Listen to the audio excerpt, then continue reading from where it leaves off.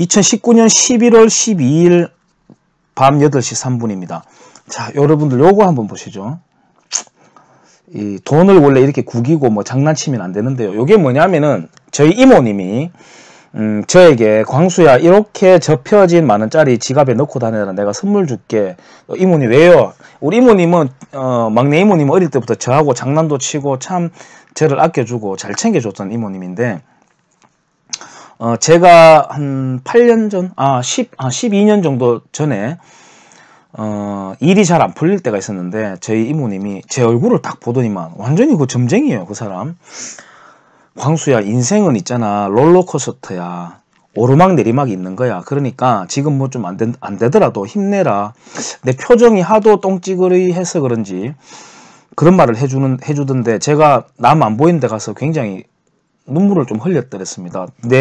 어떻게 내 마음을 알았지 하면서 콱 집어서 그렇게 말해주길래, 그리고 툭 던지는 그 말이 참 위로가 되더라고요. 그런 이모님인데, 그 이모님이 이 돈을 제 지갑에 꽂아주면서 이거 갖고 다니면 3억 원 번다 라고 이야기하더라고요. 결과는 어땠겠습니까? 3억 원을 벌었죠. 세월이 얼마나 지났는데요.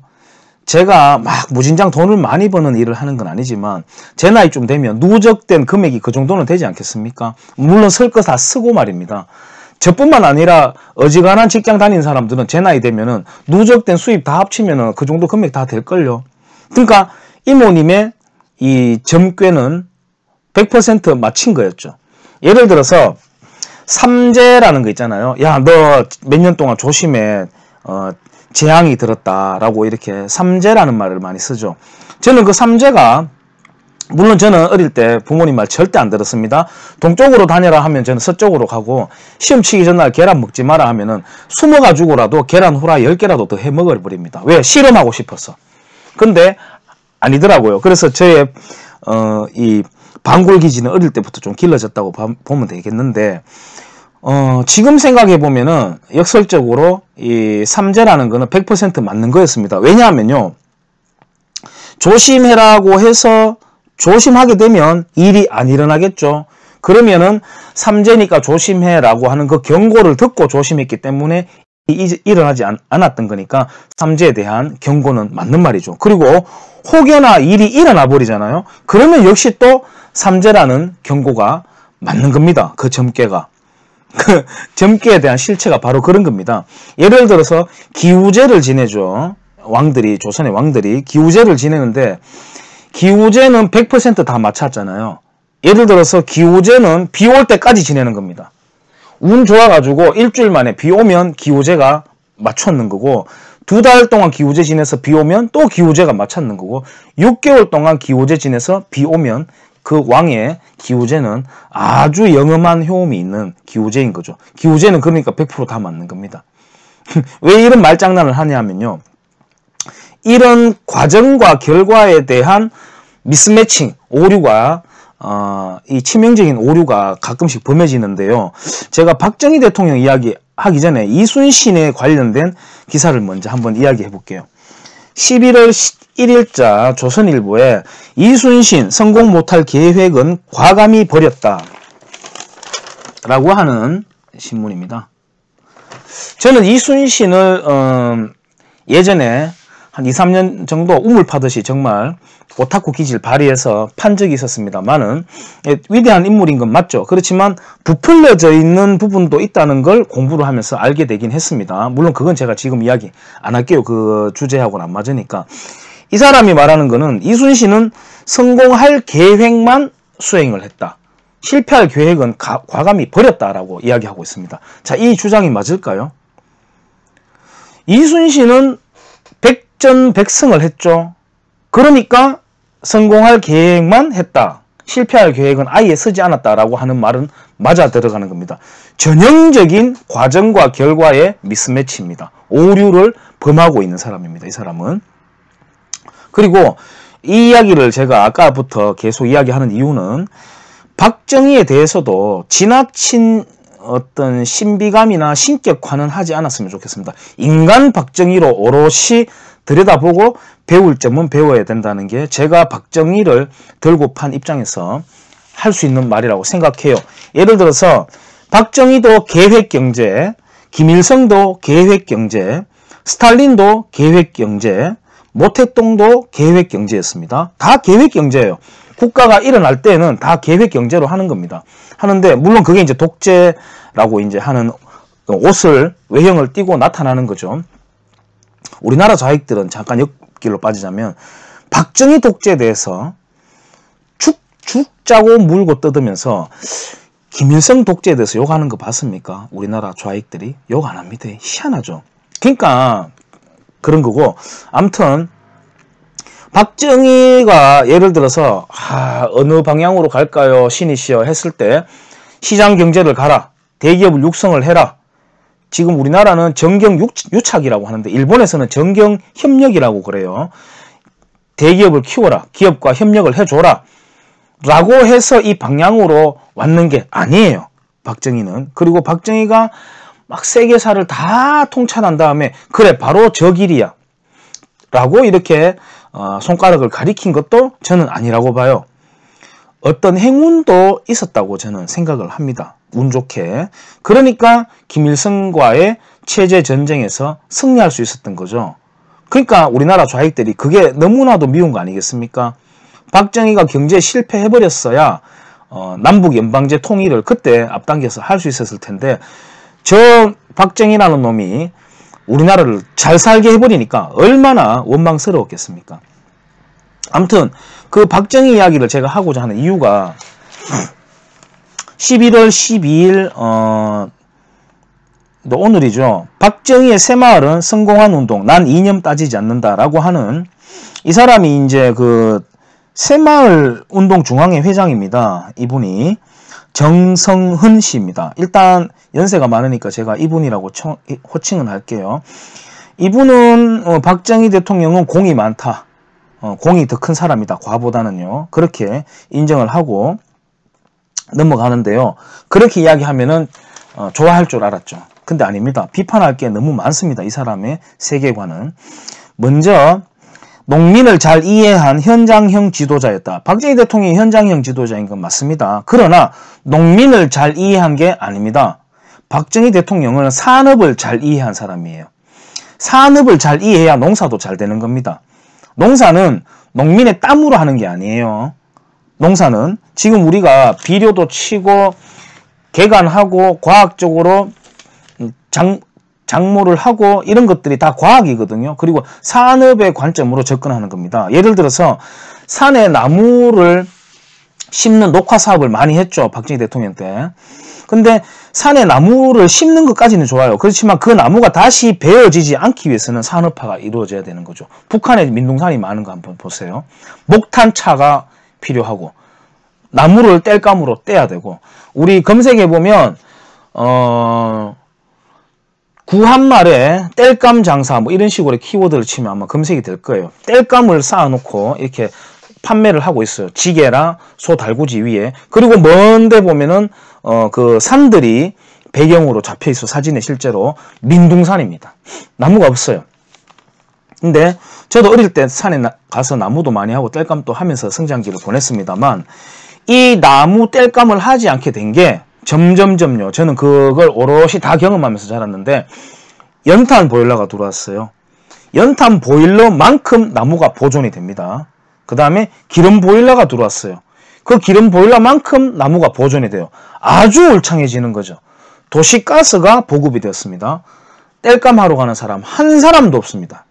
오히려 요즘은 저도 분재를 좋아해가지고 한 번씩 산에 예전에 산채하러 가고 했었는데 나무 잘못 산채해오거나 벌목해오다가는 아주 중징계를 받습니다. 음벌에 처해집니다. 근데 나무 하러 가지 않아요.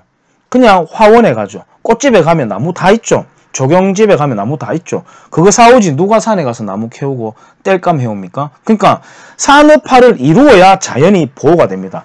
농업도 산업화를 이루어야 농업의 성장이 오는 겁니다. 오늘날에 문재인 씨가 오늘날에 대한민국 밑바탕에는 새마을 운동이 있었다라고 하면서 박정희라는 단어는 절대 이야기하지 않죠. 이 인간은. 저는 페이크라고 봅니다. 저는 이 인간 말을 절대 믿지 않습니다. 이 인간의 입에서 나오는 말은 다 구라다. 문벌구다. 저는 이렇게 입만 벌리면 구라다라고 생각하기 때문에 얘가 근데 뭐가 필요해서 지역에 와서 뭐가 필요했나? 아니면은 지지율이 좀 필요했나? 총선 준비하나? 뭐 이런 생각이 들지, 이 인간이 박정희를 존경할 이유가 전혀 없는 인간이거든요. 재래농법을 없애는 등 전통 문화를 경시한 잘못이 있다. 재래농법을 없애는 게 왜 잘못이죠? 그러면은 소달구지에다가 쟁이를 넣어가지고 갈아 제끼는 그런 방법을 해야 되나요? 이 완전히 그게 왜 잘못인지 완전 미친 판단을 하고 있는 거죠. 그러니까 이 사람의 바로 한계가 여기에 딱 나오는 겁니다.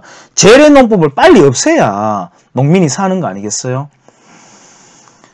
예를 들어서 예전에 그런 말을 했다고 하죠. 박정희 대통령이 이제 5.16 혁명 이후에 최고재건위원회 의장으로 있을 때 농촌에 이제 현장 답사를 갔는데 참모가 한 사람이 그런 말을 했다죠. 그 참모는 아마 도시 출신이었던가 봐요. 그 참모가 적어 보십시오. 굉장히 목가적인 풍경이지 않습니까? 라고 했다가 박정희 대통령이 정색을 하면서 쳐다보면서, 그때 뭐 임자라고 이런 표현을 많이 쓰잖아요. 당신이라는 표현보다는 박정희가 저렇게 살아봤냐고 그렇게 매섭게 쏘아붙였다는 그런 일화가 있습니다. 안 살아본 인간들이 시골 풍경 보고 뭐 낭만적이다, 목가적이다, 와 재래식 변소에도 한번 사용해보는 것도 참 재밌을 것 같아. 야구이 불 때 가지고 고구마 구워 먹고 말이지, 고등어도 먹고 고갈비 해먹으니까 맛있더라. 그 땔감이 어디서 왔는지 모르고 그게 얼마나 고생스러운 것인지 모르고 하는 철딱서니들처럼 재래농법을 없애는 등 전통 문화를 경시한 잘못이 있다라고 이렇게 말하고 있습니다. 그러니까 제가 이 사람의 이 인터뷰 기사가 엉터리라는 거죠. 새마을운동 이전에도 전국 각지에서 농촌을 바꾸려는 자발적인 농민운동가들이 많았다. 글쎄요. 뭘 보고 이야기하는지 저는 모르겠습니다. 제가 너무 공부가 부족해서 그런지 저는 모르겠습니다. 이게 무슨 말을 하는 건지. 새마을 지도자들을 불러서 성공 사례를 발표하게 하고 그걸 확산시켰다. 지도자들이 얼마나 신났겠나. 지도자들에게 성공 사례를 발표해서 신난 게 아니고요. 성공한 동네에는 그만큼 보상을 많이 줬기 때문에 신난 거다. 그러니까 이 사람들이 신나서 더 열심히 일할 수 있는 동기 유발은 인센티브에 있었던 겁니다. 그냥 발표해라, 잘했어 하고 박수 쳐준다고 그 사람들이 신났던 거 아니에요. 그걸 빼놓고 있는 겁니다. 이 사람은 보상체계에 대한 핵심을 이 사람은 모르고 있는 겁니다. 자기는 이념적으로 따지지 않는다는 말을 많이 해요. 네 편 내 편 따지지 않고 사람을 쓴다. 이 말은 맞아요. 박정희 대통령도 당시에 전라도 출신들의 인재들을 기용을 해서 새마을 사업을 많이 하게 했습니다. 그거는 맞지만 이념을 따지지 않는다. 글쎄요. 좀 이따 제가 다시 이야기할게요. 자조하는 마을은 빨리 발전하지만 그러지 못한 마을은 5,000년이 지나도 가난을 벗지 못한다. 이건 이 사람의 말이 아니에요. 옆에 있는 설명입니다. 박정희 대통령은 1970년 4월 22일 가뭄대책 지방장관회의에서 새마을운동을 제창하는 연설을 했다. 여기서 제가 왜 주목하냐면은 이 사람 워딩 아닙니다. 가뭄이라는 거, 가뭄대책이라는 게 제가 눈에 확 들어와서 이야기하겠습니다. 4대강 어떻습니까? 4대강. 침 튀었다. 4대강. 제 어릴 때는 제가 이런 이야기는 블로그에서도 정말 손가락이 딸듯이 많이 썼는데, 제 어릴 때 저는 그런 환경까지는 아니었습니다만은 강 바로 근처에 사는 동네 형이 있었어요. 아직까지 제가 연락하고 지내는 고향 형인데, 그 형 집에 가서 놀러도 많이 가고 밥도 많이 먹고 그랬습니다. 먹었는데 비만 오면 이 형들은 비 오기 전날 밤에 이불 보따리 들고 우리 동네로 와요. 같은 우리 동네지만 우리는 약간 위에 집안에 있고 와요. 이불 보따리 들고. 그러면은 또 피난 온다고 막 우리가 좀 놀리는 애들도 있고 그랬습니다만, 다음날 가보면 허리까지 방에 물이 차 있고, 그때는 부엌이라고 안 하고 정직간이라 그랬죠. 아궁이 때는 그 신발 신고 들어가는 그 정직간에 거기에 물이 이만큼 들어와 있고, 그리고 물이 다 빠지고 나면 뻘이 가득 차죠. 그러면 쓸어내고 우리도 막 도와주고 막 그렇게 하고, 거기에 이제 사는 할머니는 막 신세 한탄하면서 막 울고 그렇게 하셨던 장면이 떠오릅니다. 그리고 우리 어릴 때 KBS 재난방송에서 홍수라든지 또는 가뭄에 대한 성금을 걷는다고 해서 줄을 쫙 써가지고요. 기업가 누가 얼마 냈다. 학생들이 이제 나와가지고 또 얼마 내고 줄을 쫙 써있죠. 그런 풍경들.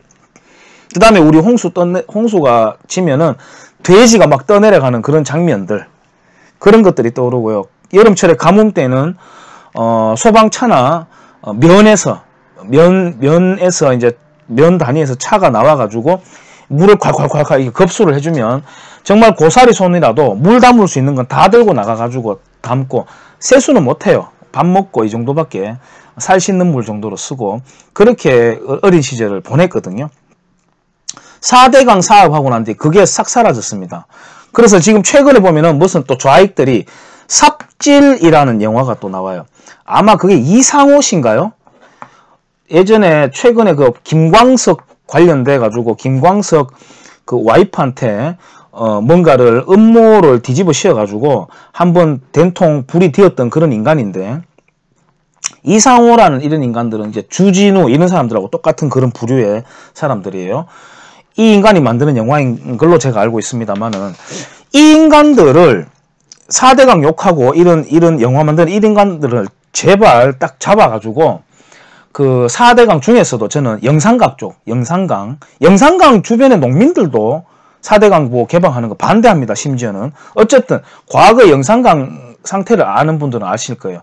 쫄쫄쫄 흘러나오는 냄새나는 똥물이 흘렀거든요. 그 주변에서 부디 살게 했으면 좋겠습니다. 4대강 반대하는 환경운동가들 있죠. 요즘은 환경운동 단체가 어떤 출세 등용문이라고도 하던데, 민변 또는 뭐 참여연대와 함께 그런 인간들 다 모조리 그런 동네에서 살게 했으면 좋겠어요. 그래서 여름 되면 큰 물 져가지고 막 떠내려가 버리고, 또 가뭄이 오면은 급수차에 가서 대야에 물 받아가지고 세수 못하고 한 달 정도 지내면서 꼬랑내 풍기면서 살게 해보고, 좀 그렇게 했으면 좋겠어요.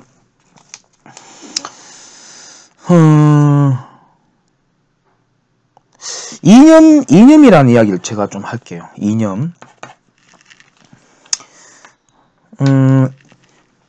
그런 말 하죠. 보통 자기가 깨시민인 듯 이야기하는 사람들 이야기한 그 워딩 중에 한 가지가, 나는 이념적이지 않아. 나는 이념에 치우치지 않아. 나는 중도야, 중용이야. 막 이렇게 어디서 들은 바는 있어가지고, 중용이야 이런 말은 또 어디서 들어가지고 막 갖다 붙여가지고 쓰죠. 이념은 굉장히 중요합니다. 박정희도 이념가였고요. 김일성도 이념가였습니다. 그 극적인 대척점에 있던 그 두 사람 다 이념가였습니다. 이념이라는 것은 그 세계관을 말합니다. 그 세계관에 따라서 묵고 사는 문제가 결정이 되고 죽고 사는 문제가 결정이 돼요. 그래서 이념 그 자체가 나쁜 게 아닙니다. 마치 나는 이념형 인간이야 라고 하면 뭔가를 찌들어버린 꼰대 같은 인간이다. 저 사람은 사고체계가 바뀌지 않아. 말이 통하지 않아. 벽 보고 말하는 것 같아. 막귀야. 이런 게 아니라요. 어떤 이념을 가지느냐에 따라서, 어떤 세계관을 가지느냐에 따라서 갈립니다. 그러니까 이념 그 자체가 나쁜 게 아니라 어떤 이념이냐가 중요합니다. 그래서 이 사람이 난 이념형이 아니야 라고 말하는 것도 굉장히 뭐라고 할까요? 마치 객관적이고 뭔가 깨어있는 것처럼 코스프레 하는 겁니다. 그리고 여기 잘 보면요, 이 사람의 사진에 보면은 보이실지 모르겠어요. 한번 보시죠. 새마을을 생명 평화운동으로 바꾸어가는 정승헌, 이렇게 정승헌 이 사람 이름이에요. 새마을 운동이 뭐 종교단체입니까? 이상야릇한 종교단체입니까? 아니면 어떤 좌익적인 세계관을 가진 환경단체입니까? 생명, 평화 이렇게 갑니다. 새마을 운동 아니라도 이런 거 주장하는 이상한 단체들 많이 있습니다. 많이 있습니다. 새마을 운동 한답시고 동남아 지역, 아프리카 지역에 가가지고 돈 써다 보면 어떻게 될까요? 예를 들어 우리나라에 지원금을 받아가지고, 또는 학생들도 마찬가지예요. 받아가지고는 차 사버린다잖아요. 차. 뭐 해라고 돈 주면. 그 아프리카에 가서 그런 식으로 돈을 써대니까 될 리가 없죠. 예를 들어서 저는 연예인들이 돈 1만 원만 기부하시면은 어떻게 됩니다. 도와줄 수 있습니다. 이런 것도 굉장히 짜증나는 광고라고 생각해요. 야, 그래도 저렇게라도 하면은 좋은 거 아니냐? 안 하는 것보다 낫잖아. 아닙니다. 안 하는 게 낫습니다. 차라리. 그 사람들이 왜 그렇게 낙후됐는지, 열악한 환경에 사는지 그 핵심을 꿰뚫어서 그 제도를 이식할 수 있도록 어떤 시민운동을 하는 것, NGO 운동을 하는 것까지는 저는 찬성입니다만은 그 체제는 그대로 놔두고 돈만 계속 갖다 주면 뭐합니까? 예를 들어 북한에 살 갖다 주면은 잠깐 밥은 한번 먹을 수 있겠죠. 물론 그 살조차 굴량미로 넣어버리겠지만 만약에 준다 하더라도 잠깐 밥 먹는 거 그걸로 끝입니다. 바뀌지 않아요. 북한 사회가. 이런 식으로 새마을 운동하는 거는 그 낙후된 사회를 개선시켜주지 못합니다. 새마을운동의 핵심 키워드는 뭡니까? 자조. 근면 자조 협동이 있지만 그 중에서도 자조입니다. 자조. 스스로 일어나게 하는. 스스로 일어나게 하려면 어떻게 해야 된다. 또 그거 하려면 어떻게 해야 된다. 계속 방법론을 만들어내게 하게끔 하는 게 우리 맨날 하는 말로 그런 말 하잖아요. 그렇게 흔한 말 놔두고 왜 이런 착각들을 하는지 몰라요. 예를 들어 뭐 물가에까지는 데리고 갈 수 있지만 물 먹는 거, 또 물 먹는 바가지는 네가 만들어라. 뭐 이런 말은 우리가 입에 발린 듯이 하면서 왜 새마을 운동을 이런 식으로 변질시키는지 모르겠습니다. 세상 좋은 얼굴을 해가면서 나는 이념적이지 않아. 응? 적당히 박정희 칭찬도 해주는 것 같이 하면서 말이죠. 이런 사람은 새마을 운동 중앙회장 자격이 없습니다. 제가 어떤 이런 상징적인 주술적인 상징, 그 다음에 뭐 기우제를 지냈던 거, 그 다음 이순신 장군 이야기 너무 환상을 가질 필요는 없다. 그 다음 결과와 과정을 이렇게 혼돈하는 오류를 하면 안 된다. 이렇게 하면서 박정희 이야기를 하다가 박정희 대통령도 시행착오를 할 수 있었을 텐데 굉장히 운 좋게 노선을 잘 탔다고 저는 보고 어쨌든 그 결실을 우리가 받고 있으니까 당연히 존경할 수 있는 인물이라고 할 수 있고요. 최근에 새마을운동이 이렇게 변질되어 가는 새마을운동 정신을 변질시켜가는 이런 흐름에 대해서도 한번 이야기해봤습니다. 감사합니다.